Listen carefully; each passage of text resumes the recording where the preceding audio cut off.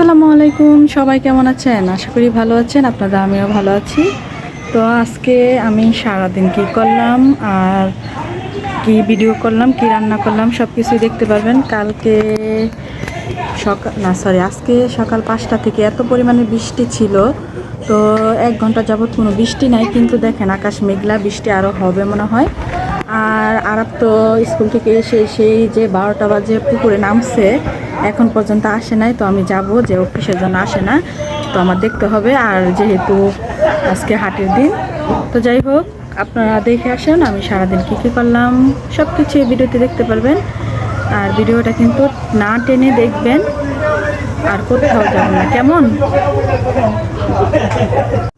তো কালকে গরুর মাংস রান্না করছিলাম, সেটা রয়ে গেছে।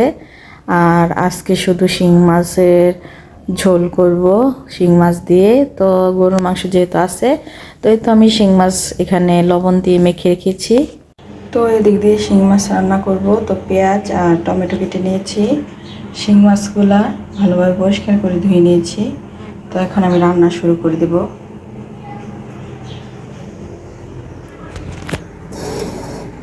তো কড়াই বসিয়ে দিলাম।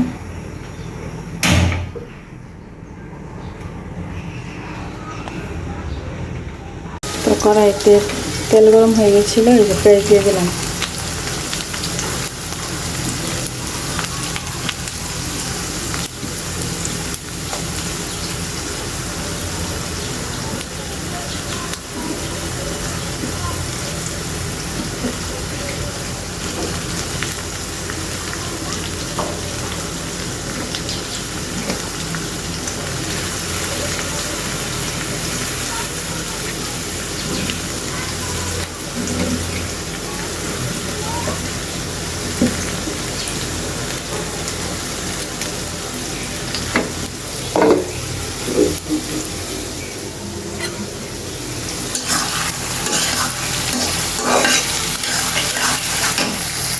পেঁয়াজ হয়ে গেছিলো, এই যে আমি হলুদ আর মরিচ দিয়ে দিলাম।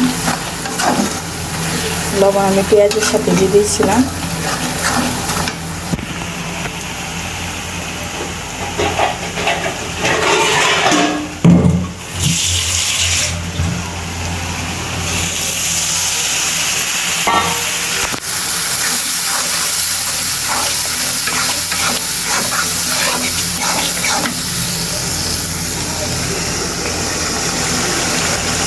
আর মশলা কষানো হয়ে গেছিলো, টমেটো দিয়ে দিয়েছি। একটু কষিয়ে নেবো, কষানোর পরে আমি মাছগুলো দিয়ে দেবো।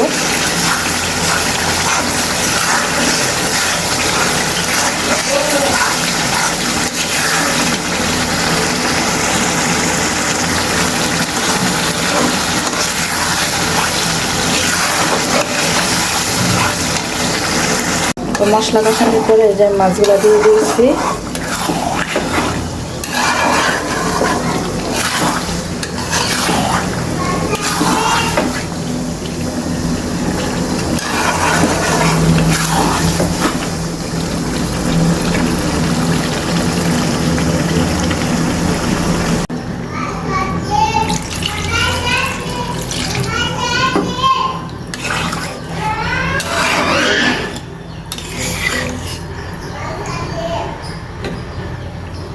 তো ঝোলের পানি দিয়ে দিলাম। তো কিছুক্ষণ রান্না করলে শিং মাছ হয়ে যাবে। শিং মাছ দিয়ে হালকা ঝোল ঝোল করব। তো এই তো আমার শিং মাছের তরকারি হচ্ছে, তাই একটু ঝোলটা শুকিয়ে তারপর নামিয়ে নেব।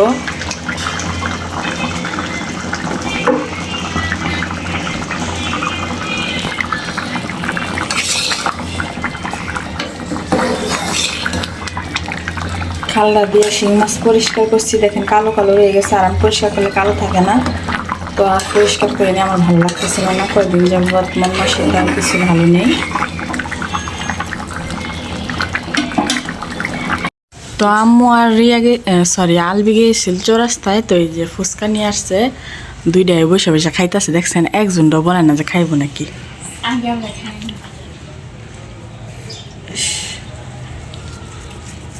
একা একা খাইতেছে, দেখছেন। আর এন্ডে দুইটা দিয়ে শুকনা শুকনা, তো আমরা জাল খাইবো না।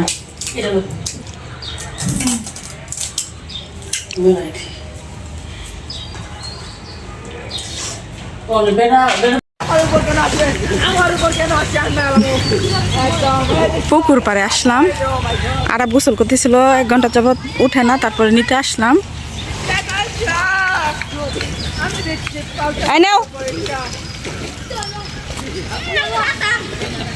দে চলে আসছে যে এত দেরি হইতেছে কে আরিয়ানে আরাপের, ওই যে দেখেন আরিয়ান কিনে চলে আসছে। এদিকে আইন না যে তোর মধ্যে ফেক পড়বো, যাইতে না আমি এই যে ফেক বসছে। তো ওই তো আমাদের বাসা দেখা যাচ্ছে।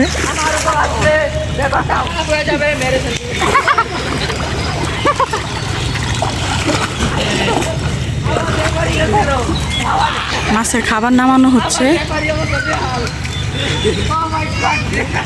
আকাশে কালো মেঘ।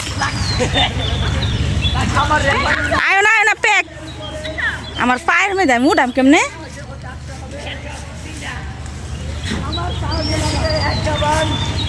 দেখেন আমার পায়ে এমন প্যাক বসছে, আমি জুতা আরাপকে দিয়েছি ধোয়ার জন্য, কারণ ওইটা যাওয়া যেত না।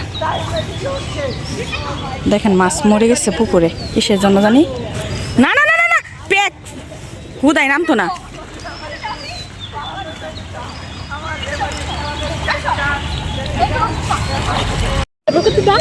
আরিয়ানকে পানিত নামাইছে, আরিয়ান ভয় পায়, নামেই না।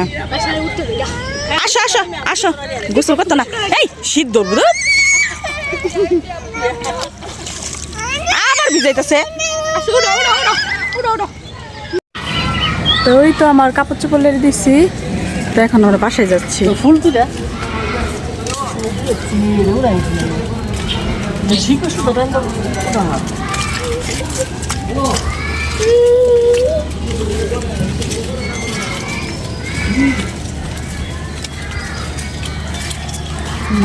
আরে লইলাম না কেমন নিছে।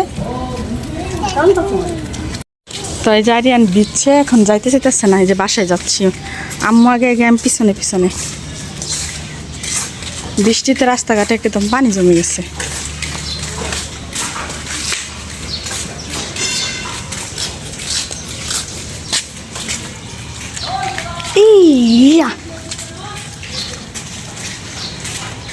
এই গেটের সামনে বালি দেওয়ার দরকার। ফ্যাক্টটা কুড়ে সব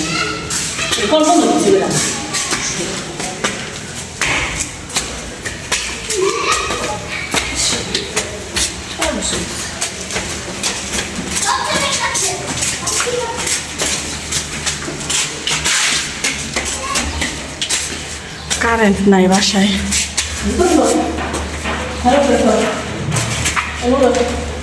তো এই তো শিং মাছের ঝোল হয়ে গেছে, আমার রান্না শেষ। আর গরুর মাংস তরকারি আছে, কিছুই রান্না করব না আজকে।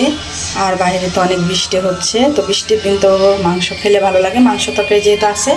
তো বাচ্চারা যদি পোলাও খায় তো অবশ্যই রান্না করে দেবো, না খেলে রান্না করবো না, কারণ আমার শরীরটা কিছুদিন যাবত একটুও ভালো লাগতেছিল না।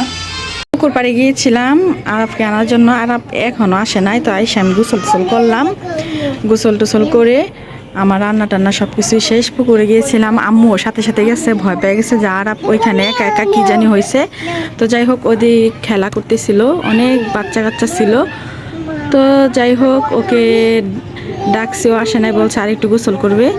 তো এরকম করতাম আমরাও ছোটোবেলায়, গোসল করতাম, উঠতে চাইতাম না, আব্বুকে দেখা তারপরে দৌড় যে দিতাম, মানে বলার বাহিরে। তো যাই হোক এটাই হয়েছে বাচ্চাদের জীবন, ছোটো কালের জীবনটাই ভালো। তো আমার আব্বু বাজারে গেছিলো, আসতেছে। গোসল করে আসলাম, আরাফ এখনও আসে নাই। তো দেখবো আরাফ আসে কিনা।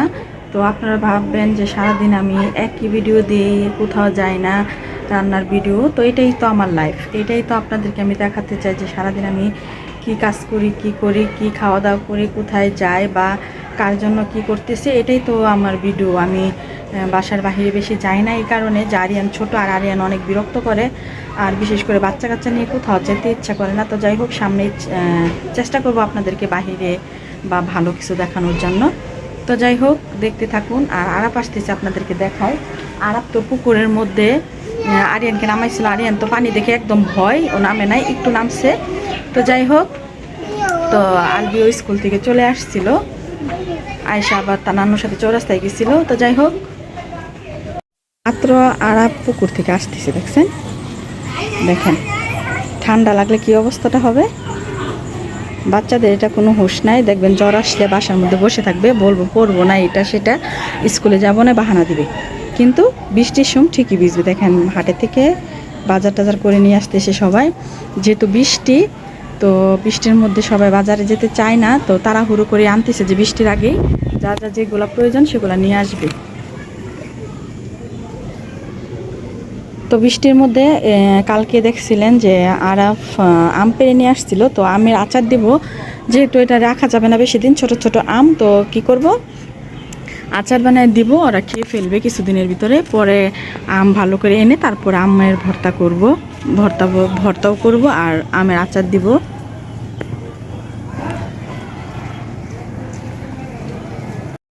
তো এই তো আমের আচার আরিয়ান খাবে, তো এখানে দিয়েছি, দেখেন কত সুন্দর, এটা আরও কালার আসবে, তো আস্তে আস্তে করব কারণ আমার হাত ব্যথা হয়ে গেছে, সেই জন্য রেখে দিয়েছি। দেখেন মাশাল্লাহ অনেক টেস্টি হবে হয়তো, দেখেন লোভনীয় লাগতেছে।